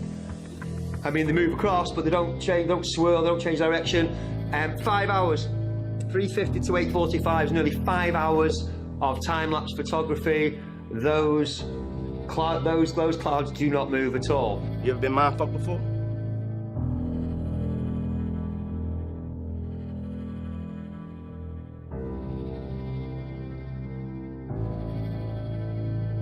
We don't have a picture of our Earth, except for the nice composite fake images NASA gives you to make sure you keep believing you're in a ball and keep arguing on their behalf, keep fighting for them, keep telling people we went to the moon, simply because you can't let your mind think of the possibility that someone lied to you. The government lied to you. They can't lie. They're my government. Believe me, it's hard for all of us. That's crazy. The government doesn't lie to people. I was a huge Star Wars fan. Very, very disappointed to find out that I'm just being programmed. Again, it's a multi-pronged approach to show you in, you know, they're not trying to pretend that Star Wars is real in any way, but again, it's impressing your brain again and again and again that the space and planets and spaceships and they're all round and everything else, okay? It's Hollywood. So now we've got the ISS. Does this look solid? Does this look like a solid machine to you? But how do we know these are real? We don't. But I tell you what you don't see from the ISS, which you really should and you never do, is one of the 17,000 satellites that are also supposed to be spinning around up there as well. What difference does it make if it's a globe or if it's flat? They're stealing your money and showing you cartoons and CGI. Wouldn't that make a difference if it was a globe or if it was flat? Because they keep showing you cartoons of a globe. They show you CGI of a globe. They show you Hollywood trickery of a globe. They're stealing your fucking money. If it's flat, that begs the question, hey, what the hell have you been showing us this ball for all this time? What have you been doing with our money? Did you guys go to space? Is evolution actually real? Did you guys just make this shit up? See, these are the questions we need to be asking. There might be more land out there to be discovered. There might be a fucking firmament up there. We don't know. They've stolen our mind from us and stuck us on a cartoon ball. We are being lied to, controlled, manipulated, stolen from, and I'm not going to stop speaking out. There's a quote by Tesla. Today's scientists have substituted mathematics for experiments, and they wander off through equation after equation and eventually build a structure which has no relation to reality. That's what happened with the globe theory. Everybody knew the world was flat until one day some guy came along and said, "Oh no, it's a ball. We're spinning through space. We're circling the sun." A lie is a lie, even if everybody believes it. And truth is truth, even if no one believes it. Ptolemy refined a system with Earth at the center. For 1,500 years, Ptolemy's system was used as the basis of astronomy and calendars, and it worked quite well. Copernicus hated that, and Copernicus set about to undo Ptolemy's greatest discovery. While working at the request of Pope Leo X on improvements to the Julian calendar, Copernicus conceived what turned out to be the foundational idea of modernity itself, the idea that the Earth moved. Not all were persuaded by Copernicus, however. The greatest astronomer of the time, Tycho Brahe developed a new geocentric model. The Earth occupies the center, the planets orbit the sun, and the sun orbits the Earth. They basically stole our minds and enslaved us by showing us a picture of a ball. Said, here's what you live on, it's a ball. And then they show us a different picture of a ball. Here's a different picture of a ball. And everyone's just like, yeah, that's the same place. It doesn't matter if the colors of the continents change. It doesn't matter if the color of the oceans change. It doesn't matter if the continents change sizes, change locations. Tycho hired a young assistant named Johannes Kepler in 1600. Kepler, working on his own development of the Copernican system, needed Tycho's observations, but Tycho refused to part with them. When Tycho died suddenly and mysteriously in 1601, Kepler took charge of Tycho's observations and used them to develop his own system. In Kepler's system, the sun is in the center, while the planets move on ellipses, non-uniformly. The ellipse, with its two foci, allows us to see that Ptolemy's epicycles and equant were actually a brilliant attempt to express non-uniform motion centuries before Kepler. Indeed, once the concept of non-uniform motion is introduced, all of these systems can be shown to be geometrically identical. Copernicus was the main guy who started off the revolution. His book on the revolutions of the celestial spheres changed, thousands of years of thinking about the Earth being completely still, as you can experience it for yourself every single day of your life, and obviously the bodies move in the heavens above us. That's what your senses experience. Copernicus changed all that around, but he didn't use any science. There's no science in his book. He got his ideas from the Hermetica, from Hermes Trismegistus. And it basically says how the sun sits enthroned in the middle of the solar system, and we all orbit around it. What's that sound like to you? That sounds like sun worship. It sounds like sun cult to me. Because later on, I'm going to show you, Fred Hoyle was another astronomer. Well, he said there's no difference in the mathematics, whether it's geocentric or heliocentric. Whether the sun moves around the Earth moves around the sun, the maths works the same, exactly the way. The connections between, just from the imaging. Yeah, I wouldn't have a portrait done with a big 33 on it, or a triangle with an eye, or anything like that. I wouldn't want to be connected or associated with any of that stuff, because I'm not really into that kind of stuff. I'm working for the other side. But Copernicus obviously had no problem with the square and compass. Yeah, with the big wheel here, we've got the big sun wheel, and we've got the Mercury sign as well. Yeah, all leads back again. You can investigate that more for yourself. The Book of Thoth by Aleister Crowley, Freemasonry with the sun over the head. Yeah, as above, so below. Yeah, one of the reasons why Mercury, because it can rise in the morning and the night, so it's also hermaphroditic. Both sexes, which obviously is Baphomet as well, which we know as the breast and the penis. It goes on and on and on. It's all about cult sun worship. You can trace it back to Babylon. You can see all the different gods going through it, but there is no science to Copernicus's on the revolutions of the spheres. It's a philosophical tract, and it's all based on the Hermetica. Up is up, down is down. If a visual aid, I have a pin. If I release it from my grip, what happens? Anybody? Correct. It falls. Was that gravity? No.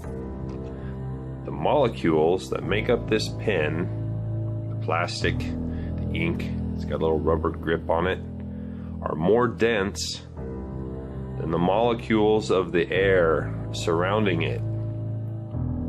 The molecules of the air will not support the weight, so they fall. So it falls when you let go. Like that. Density and mass make an object heavy. There's no gravity. Simple. Up is up, down is down. Objects fall because they're heavy. If it floats, it's lighter than air. Helium, fill a balloon with helium, it goes up. If you filled it with hydrogen, it would also go up. Lighter than air, floats. Heavier than air falls. It's not complicated. Gravity is a god because it's the answer. It's the magic answer to everything. Why? How does the Earth keep us on, but it still spins around, it still orbits, and gravity? How's the moon? How's the type of gravity? Why doesn't the moon fly off to the sun? Because the sun's got bigger gravity. It's the way gravity works. Don't worry about its gravity. Gravity is the god that explains everything very, very magically. There is no need for gravity whatsoever if we're on a fixed stationary plane and the heavenly bodies are simply going above us. The reason why you don't fall off is because you're denser than the air that underneath you. It's just, again, Occam's razor. It's a straightforward explanation. Basically, the perspective of living on a globe is preposterous. It's ridiculous. It's hilarious how we are taught to perceive the world we live on, because basically, even when trying to depict it, it's hilarious. They have no way of depicting it without it being comical. You have whales climbing the curve, like, it's absurd. How can we live on a globe? Core of the Earth, you know, that you've seen the cutaway. This much is crust and mantle and magma and liquid molten stuff at the center. The deepest hole that's ever been drilled in the history of mankind to date, even with today's technology, 8 miles. If you want to say this is what the first 8 miles looks like, I will believe you, because they can show me the hole. This goes 8 miles down, okay? It goes 8 miles down. That's how thick is the plane that we live on? It's at least 8 miles, because they've drilled down that far, but they can't go any farther. It doesn't work. So it's speculation. With a sphere of 4,000 miles radius being spun round once every 24 hours, a little bit of calculations will show that that person there is being spun round at about 1,000 miles an hour, and it doesn't know it? I mean, this is obvious nonsense. The stage was set for one of the most important events in the history of physics, the Michelson-Morley experiment. The experiment failed to detect the Earth moving in or against the ether. The problem was serious. Although various solutions were advanced, in the end, science was faced with a choice. Either discard the ether or admit that the Earth wasn't orbiting the sun. It was Albert Einstein who came up with the solution, which now forms the basis of our physics, and which we call the theory of relativity. Einstein eliminated the ether as the cause and said that it was simply a principle of nature, that when objects move through empty space, they contract in length, they decrease in the time traveled, and their mass increases, all by the same proportion. Hence, in order to maintain the Copernican principle, the length, time, and mass of moving objects were altered. And this is the essence of Einstein's special theory of relativity. All of physics collapses with that experiment. Foucault's pendulums do not uniformly swing in any one direction. Sometimes they rotate clockwise, and sometimes counterclockwise. Sometimes they fail to rotate, and sometimes they rotate far too much. Scientists who have repeated variations of the experiment have conceded time and again that, quote, it was difficult to avoid giving the pendulum some slight lateral bias at starting. The behavior of the pendulum actually depends on 1. The initial force beginning its swing, and 2. The ball and socket joint used, which most readily facilitates circular motion over any other. The supposed rotation of the Earth is completely inconsequential and irrelevant to the pendulum's swing. If the alleged constant rotation of the Earth affected pendulums in any way, then there should be no need to manually start pendulums in motion. If Earth's diurnal rotation caused the 360-degree uniform rotation of pendulums, then there should not exist a stationary pendulum anywhere on Earth. It has been said that the pendulum experiment proves the rotation of the Earth, but this is quite impossible, for one pendulum turns one way, and sometimes another pendulum turns in the opposite direction. Now we ask, does the Earth rotate in opposite directions at different places at one and the same time? We should like to know. Perhaps the experimenters will kindly enlighten us on this point. There's all kinds of evidence for the phenomenon of what's called continental drift.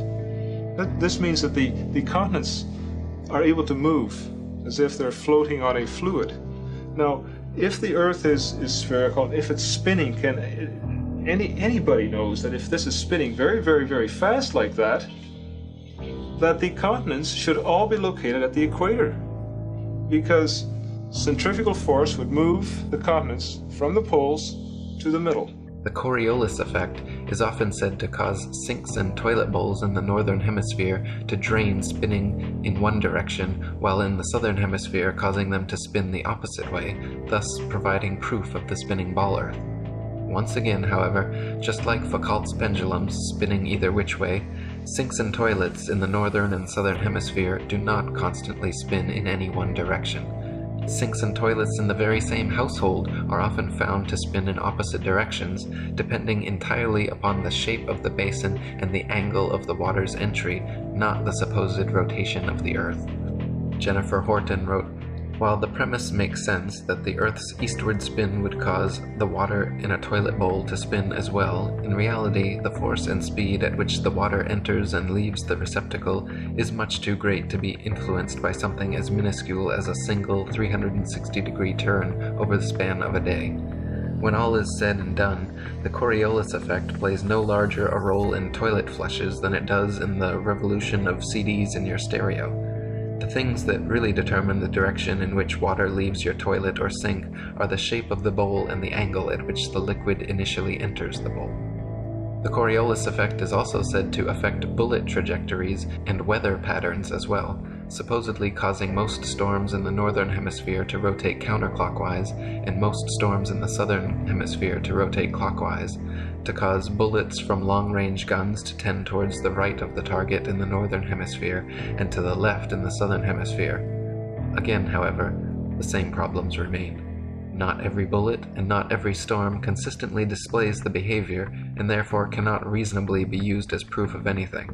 They got us to ridicule it, and that was the genius in their whole plan. If you ridicule something socially, it's ridiculous, so I'm not going to look into it. When if you're thinking about it, if you flip it inside out, to assume the Earth is flat makes so much sense. To assume it's a globe is so ridiculous. We should have laughed at that, you know? And it's funny how people who still believe in the sphere always make fun of the flat Earth, because they'll say, well, how can I stay on? I'll fall off. I mean, that's ridiculous. I'll fall off. Yet they have total faith in not tumbling down the sphere. For some reason, this appears safe to them.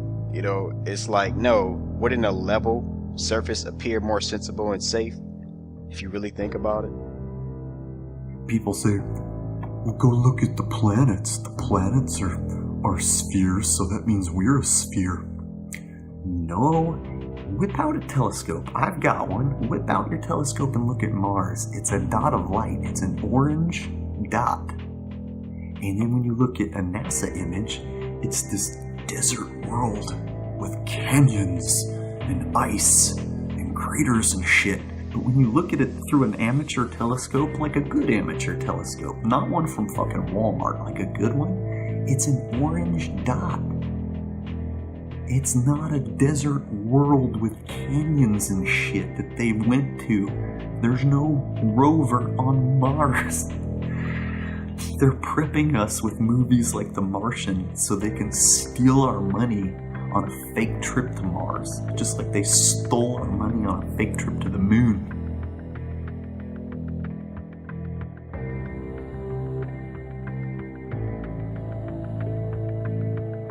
Behold, the mysterious floating orb. Ooh! Ah! Ooh! Ah! Soup's on. You don't need all the complex theories and math. The sun isn't 93 million miles away. It's much closer, and much smaller. Oh, it's 400 times bigger than the moon. but it's also 400 times farther away, so it appears to be the same size. The sun and moon are the same size, and they're not as far as they say they are. They circle above the plane that we live on, the flat plane. They circle. The sun shines down like a spotlight. It's around 24 hours. The same phenomenon Eratosthenes measured could be explained by a flat Earth if the sun were only a few thousand miles away and 32 miles across. The math would work out the same. Once you realize what's going on, you're on a flat plane, you can see the sun. It's like it moves towards you, passes overhead, and moves away from you. It's perspective, the distance, it moves that direction until it reaches the vanishing point, the point of convergence on the horizon, where you can no longer see its light. This is a really, really good video to watch. It's called The Amazing Flight of a Balloon to the Edge of Space. And if you watch it, you will see, because those are clouds there. This isn't the ocean. This is clouds. And what have we got here? That's a hot spot from the sun. Now, if the sun's 93 million miles away, yeah, but massive, how is it causing a heat spot on here? This is a still from it. You can watch the video for yourself, but this is what it does. There's minutes and minutes of this video as it spins around, and you can see it again and again. It will blow your mind, because you'll see the sun isn't that far away at all, because it can't be causing a heat spot on the clouds if it's 93 million miles away. If it's massive, it should all be coming in at the same angle. There should be no... The sun is obviously not 93 million miles away. It looks very close. Circumnavigation is really just a flat circle path. Gravity as we know it simply doesn't exist. The sailor thinks that he's traveling around the Earth this way, when in effect he's traveling around the Earth this way. And he's creating a circle. He's moving in a continuous direction around. He goes through the various parts of the circle, and he comes back where he started from. He's going around this way. One of heliocentrists' favorite supposed proofs of their ball Earth theory is the ability for ships and planes to circumnavigate, to sail or fly at right angles to the North Pole, and eventually return to their original location. Since the North Pole and Antarctica are covered in ice and guarded no-fly zones, however, no ships or planes have ever been known to circumnavigate the Earth in north-south directions, only east-west. And herein lies the rub. East or westbound circumnavigation can just as easily be performed on a flat plane as it can on a globular sphere. Just as a compass can place its center point on a flat piece of paper and trace a circle either way around the pole, so can a ship or plane circumnavigate a flat Earth. The only kind of circumnavigation which could not happen on a flat Earth is north-south bound, which is likely the very reason for the heavily enforced flight restrictions. Flight restrictions originating from none other than the United Nations, the same United Nations which haughtily uses the flat Earth map as its official logo and flag. So the ball earther's logical argument is that only a globe can be circumnavigated, the Earth has been circumnavigated, and therefore the Earth is a globe. This is indeed a logical modus ponens statement, but the conclusion is rendered invalid because the first premise, that only a globe can be circumnavigated, is categorically false. There is no curve, man. You went up on top of your house and saw the curvature. You went on a plane and saw the curve. No, you didn't. There is no curvature. You know how I know? I tried to debunk the flat Earth and I failed. That's how most of us get started. We try to debunk the flat Earth and we fail. There's no evidence for curvature when you use your own senses and your own observations. Cross Lake Michigan, from St. Joseph to Chicago, is 60 miles. Over 60 miles, anything under 2,400 feet should not be seen. This is a visual of how that works. See the blue, obviously the green line is you're straight out. If you were looking straight out, obviously the Earth's supposed to curve, so the blue line is where it curves. Anything beyond the blue line should not be seen. Sears Tower is only 450 feet high. It's the highest, obviously, building in Chicago. It's giving you the heights of some of the rest of the buildings there. There's quite a famous picture, a guy called Joshua Nowicki. of Chicago from 60 miles away, we shouldn't be able to see any of it. It should be all behind 2,400 feet of curve. Yeah? Now people say, but you can't see the bottom of the, it's proven that the Earth's curved, because you can't see the bottom of it. But you can't see the bottom of it because seas and lakes, they wave. They go up and down, they're not completely, obviously if it's completely flat and completely clear, then you'll see a lot more of it. But this actually proves that the picture wasn't taken from very high above sea level. If it was, you'd see a lot more of the buildings, like in this next one. From slightly closer, from only 37 miles away, and should be behind 900 feet of curve, I think we can see more than 500 feet of the Sears Tower there, but you can see virtually all of the skyline. Because obviously it's a clearer day, it's a little bit brighter, and obviously the waves aren't as choppy. Here's the opposite. There's 36 miles of waves in between. Why would we see the whole thing? But we can still see far more of it. It should be 840 feet a drop. We shouldn't be able to see. We should be able to see less than the top half of those. We move on to a different city, Toronto, across Lake Ontario. A place called Grimsby. Obviously not in Lincolnshire. 37 miles away. Should be behind 900 feet of curve. The CN Tower is 1,800 feet tall. You should be able to see only the top half of that and hardly any of the rest of Toronto. Can we see pretty much the whole skyline there? Again, you can check this out for yourself. You can get half a dozen of these pictures from various places all around this bay. Yeah, this is actually taken from the red lines there. It's actually Grimsby's here, so it's actually a little bit further than this red line. But you can get pictures from Toronto from all over this beach.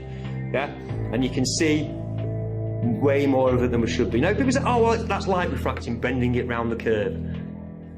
It doesn't look like a mirage. I've seen mirages. They're inverted or they're wavy. We know what a mirage looks like. We can see it in the distance. 81 miles away from Genoa, it's the Isle of Gorgona. It's only 70 feet above sea level. We shouldn't be able to see any, or we should be able to see the tip. We can see most of the island. It should be behind 4,300 feet of curve. It should have curved away by now. We can still see it. We'll bring it closer back home. The Isle of Man. From the File Coast, 61 miles away. And again, we can't just see the tops of the turbines, we can see virtually all of them. From 61 miles away, Snaefell is 2,030 feet high, 2,034 feet high, so that's the highest point on the Isle of Man. 61 miles away should be 2,480 feet of curvature. Should be, half a mile below the horizon. From London, 75 miles away. Starts getting interesting when you start getting towards the 100-mile mark. We're talking over a mile of dip now. This is the Isle of Oahu, taken from Kauai. Thank you. In Hawaii. It's 90 miles away. Again, you can see, apart from, whatever bit the waves are hiding, we can see a lot of that island. And here's the numbers for it. It should be behind 5,400 feet a drop. Its elevation is 4,003 feet, so we shouldn't even be able to see the tip of it. You can see nearly all of it. This is the Sierra Nevada range from Mount Diablo in California near San Francisco. It's 160 miles away. Yes, we're up a mountain. Yes, they're up a mountain. But you can see, again, a lot of the bottom of the mountains. You can see the snow-capped tops, and then we can see the rest of the mountains as well. 160 miles away, this should be behind 17,000 feet of curve.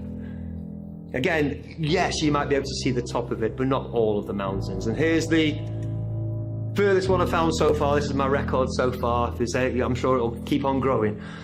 This is the Reunion Island from the Isle of Mauritius. It's 149 miles away. It's a long, long, long way away. And once again, we can see the peak, but we can also see most of the rest down. This is quite clearly a very, very good observational day. Very clear, very calm. The highest peak on Reunion Island is 3,072 meters tall. It's just under 2 miles. 149 miles away, everything should be behind 2.8 miles of curvature.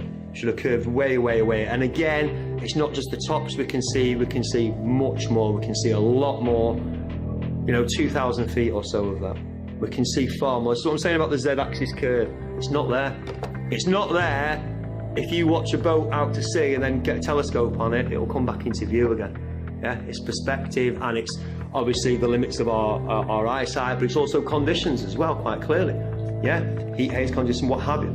Visible conditions do check. But the point is that photographs have been taken. I've just shown you a dozen photographs from starting at 30 miles, 60 miles, 90 miles. Now we can see 150 miles in the distance, and it should well have disappeared behind the curve of the globe. Huge flat places on Earth, everybody's aware. If you ever watch Top Gear, the Bonneville Salt Flats, where everybody goes racing, but there's even bigger ones in South America, Ethiopia, but the Saladillo in Bolivia. They've gone for 4,000 square, they go for hundreds of thousands of square miles. Big flat places on Earth. Famously, flatter than a pancake. The evidence is all around us. The Earth is flat, and that is that. Don't overthink this thing. It's not necessary.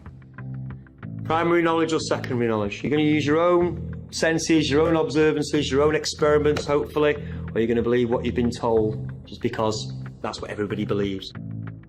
It's not this overly covert, like, psyop. Like, what would be the point of that? To discredit the truth movement? If you look into Flat Earth for 3 hours, that you would realize that it's not a psyop. It's not a psyop.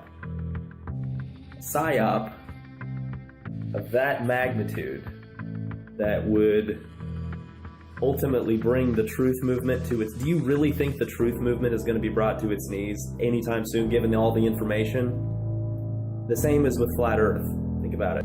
So why? What have they got to gain? You know, why bother? Well, as far as I'm concerned, once you've done research, and if you come to the same conclusion that myself and thousands of others have done, it overthrows heliocentrism, overthrows the Big Bang, it overthrows evolution, overthrows everything we thought we knew about the world.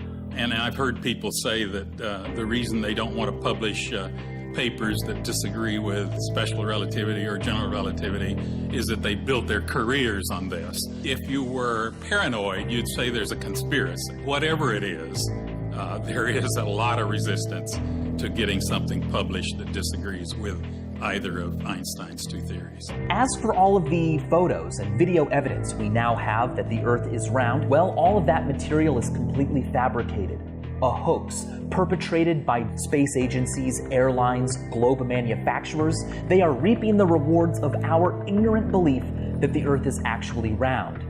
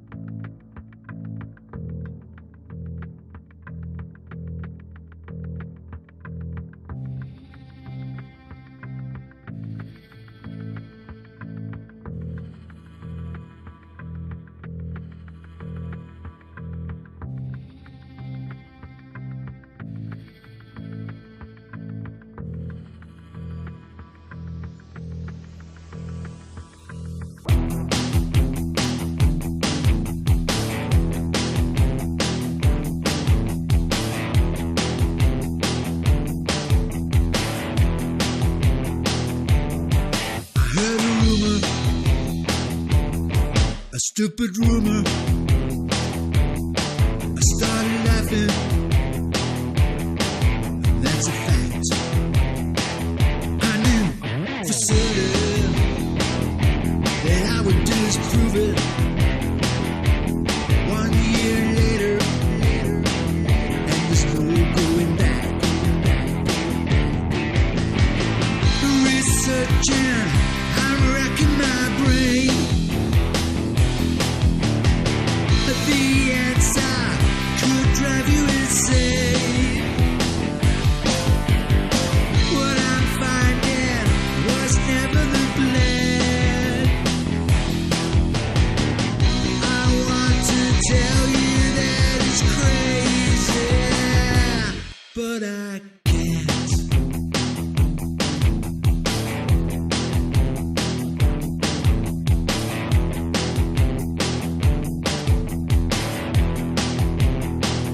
So here's the story, and it's true, a true story.